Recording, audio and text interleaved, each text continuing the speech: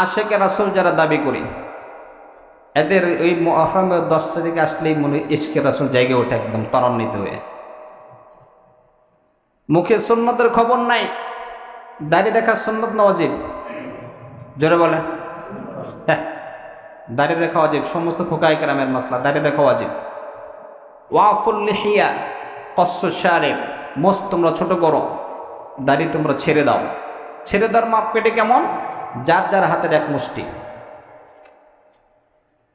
যার যার হাতের এক মুষ্টি। মাসালা বোঝেন? দাড়িরা না রাখা, দাড়ি যারা কাটে, এমন কবিরে গুনায় দাঁড়িয়ে জারিয়া বা দাইমে কবিরে গুনাহ। আপনি নামাজ পড়ছেন, এরপর আপনার আমল নামে কবিরে গুনাহ লেখা হচ্ছে। রোজা রাখতেছেন, আমল নামায় কবিরে গুনাহ লেখা, যতক্ষণ পর্যন্ত আপনার দাড়ি এক মুষ্টি না হবে। জামার বয়স 40-50 বছর, সেলুনে গেছে, ক্লিন শেভ করে, ফর্ম শেভ, চামড়ার টাইনে, মৃত্যু কাটা যায় না তো, চামড়ার টাইনে কাটতেছে। চাচা কই যাবেন? শ্বশুর বাড়ি যাবো। শ্বশুরে জানে না জামার বয়স 50 বছর হয়েছে? কথা কয় না, জানে না।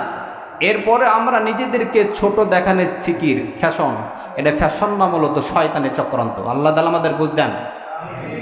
আপনাকে গুনাহ করাবে, 24 ঘন্টা গুনাহ হচ্ছে। নামাজে আছেন, গুনাহ হচ্ছে। রোজা রাখতেছেন, গুনাহ। রোজার ফজিলত কিন্তু কবিরা গুনাহ আপনার আমলনামে লেখাই হচ্ছে। এই জন্য সাবধান। একটা সুন্নাত এমন, যেই সুন্নাতটা কবরে আপনার সাথে যাবে, সেটা হলো দাড়ি। তাছাড়া আপনার যা আছে সব কেটে রেখে দেবে, মাজার সুতাটা পর্যন্ত রেখে দেবে। যেই সুন্নাতটা আপনাকে শাফাতে কুবরা আল্লাহ রাসূল দেবেন, আপনার জন্য সুপারিশ করবেন, ওইটা তো আপনার নাই। কিভাবে আশিকে রাসূল দাবি করি আমরা? এটা তার মামা বাড়ি, আপনারা যে চাইলে আমার পেয়ে গেলাম। কথা কয় না? বিষয়টা এরকম না। কথা কি আমার না, আল্লাহ রাসূলের কথা, ফুকাহায়ে কেরামের কথা। তে বলতেছি আমরা হলাম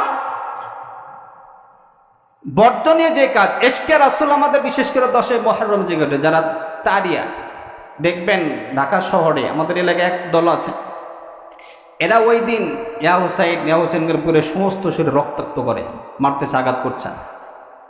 ঢাকা শহরে জাম করে ফেলে। আমি ঢাকা শহরে ছিলাম, লেখাপড়া ওখানেই। এই যে করছে, আল্লাহ রাসূল বলতে যেগুলো সবগুলো হারাম। এদের ইশকে ইয়া হুসাইন ইয়া হাসান বলে যে চিৎকার তারা করছে, আল্লাহ রাসূল হুসাইন রাদিয়াল্লাহু তাআলা শহীদ হয়েছেন আল্লাহ রাসূল মৃত্যুর 50 বছর পরে। কয় বছর? অথচ আল্লাহ রাসূল ওই সময় নিষেধ করে দিয়েছে এই কাজগুলো করা যাবে না। তাহলে বোঝা গেল আমরা ইশকে রাসূলদের দূরের কথা, হুসাইনের পাগল।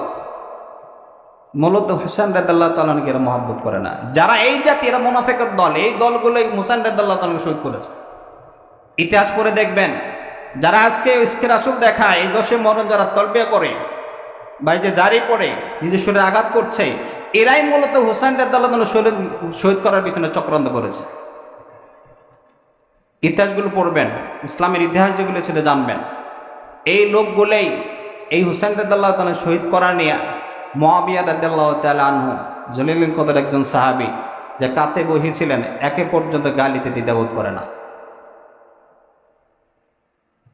অথচ আল্লাহ রাসূল বলেন, আসহাবি কান নজুম বিআইহিম ইক্তাদাইতুম ইহতাদাইতুম। আমার জামানের একজন সাহাবী, আদনাব থেকে আদনাব যে সাহাবী আছেন, এই সাহাবীকে যদি কোনো ব্যক্তি অনুসরণ করে, তারকার মতো যদি কেউ অনুসরণ করে, এর সঠিক রাস্তা পেয়ে যাবে।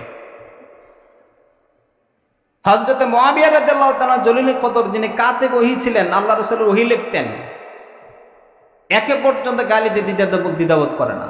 এটা ওই দল, মূলত এর ইশকে রাসূল না। আল্লাহ আমাদের বুঝদান করেন।